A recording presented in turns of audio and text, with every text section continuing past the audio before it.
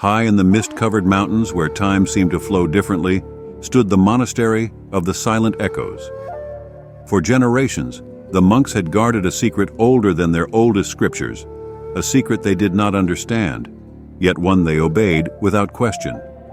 At the heart of the monastery lay the nameless hall, an ancient chamber where a single door stood against the farthest wall. It did not belong to this world. It had no hinges, no handle, just a frame carved with symbols so old that even the wisest among them could not decipher them. Every 100 years, at the stroke of midnight, the gate appeared, and every 100 years, one monk had to step through. Some had returned, their eyes heavy with unspoken truths. Others were never seen again. Now the gate was opening once more. The elders gathered in solemn silence. From among the young monks, Tenzin was chosen. He was only 23, devoted yet restless. There had always been something in him, a feeling that he was meant to witness something far beyond what the monastery could teach. As the elders pointed to him, he did not resist. Somewhere deep inside, he had always known this moment would come. "You must go alone," the Grand Master whispered, "and if you return, bring us truth." That night, as the final bell of midnight echoed through the monastery, the air grew heavy. The stars above flickered unnaturally. The flames in the torches elongated, as if drawn toward something unseen. And then, with a deep, resonating hum, the gate materialized. Its surface shimmered like liquid obsidian, swallowing the light around it. Strange symbols glowed faintly, shifting as if alive. Tenzin took a breath, stepped forward, and the moment his fingers touched the gate, the world shattered into silence. He awoke in a place that should not exist.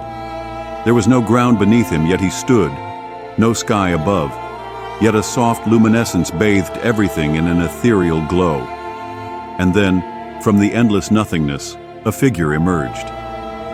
It was an old man, impossibly ancient, his robes woven from what seemed to be stardust and the fabric of forgotten time. His face bore the weight of countless millennia, and when he spoke, it was not with words, but with the voice of the universe itself. "You have come seeking truth." Tenzin, though overwhelmed, managed to nod. The elder raised his hand, and suddenly, countless doors appeared all around them, floating, shifting, forming an endless maze. Each door leads to a life you could have lived, or still might. Choose one, and walk its path. Tenzin hesitated. Was he meant to observe? To learn? Or was there a deeper purpose? Finally, he stepped toward a door that called to him. It was smaller than the others, its surface old and worn, as if many hands had touched it before. As soon as he crossed the threshold, reality shifted. Tenzin found himself in another world. He was no longer a monk, but a simple man in a humble village. He had memories that were not his own, yet they felt real. Days passed, then weeks. He became part of this life, its struggles, its joys. But something was wrong. Every night he felt an invisible weight pressing down on him, a whisper at the edge of his mind. He was forgetting something, forgetting who he really was. Then, one evening, an old man approached him, a man whose eyes burned with familiarity. "You are not meant to stay," the man said. Tenzin froze. "A century ago, I too walked through the gate," the man continued, "and I stayed. I chose wrongly, and now I am trapped." Tenzin felt a chill crawl up his spine. "But you still have time," the man urged. "Go back, before the door closes forever." Panic surged through Tenzin. He had forgotten the monastery, the gate, his mission. This life had wrapped itself around him, making him believe it was real.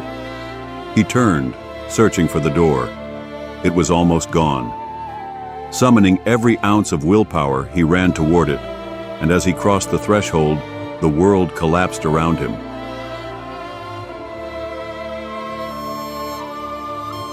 Tenzin awoke in the nameless hall. The gate had vanished. The monks surrounded him, waiting, their eyes filled with hope and fear. "What did you see?" the Grand Master asked.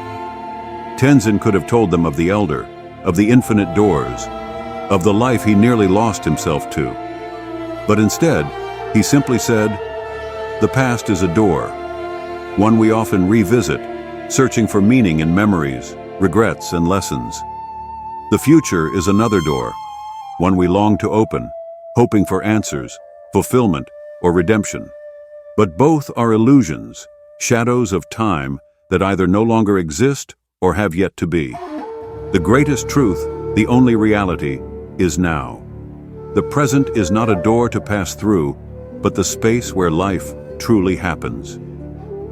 It is where choices are made, where love is felt, where change begins.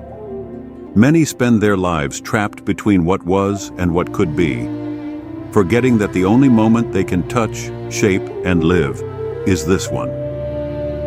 To embrace the present is to awaken, to understand that eternity is not found in the past we cannot change or the future we cannot control, but in the breath we take right now." The Grand Master nodded, a knowing glint in his ancient eyes. That night, Tenzin did not sleep, because once a soul has glimpsed eternity, it can never return the same.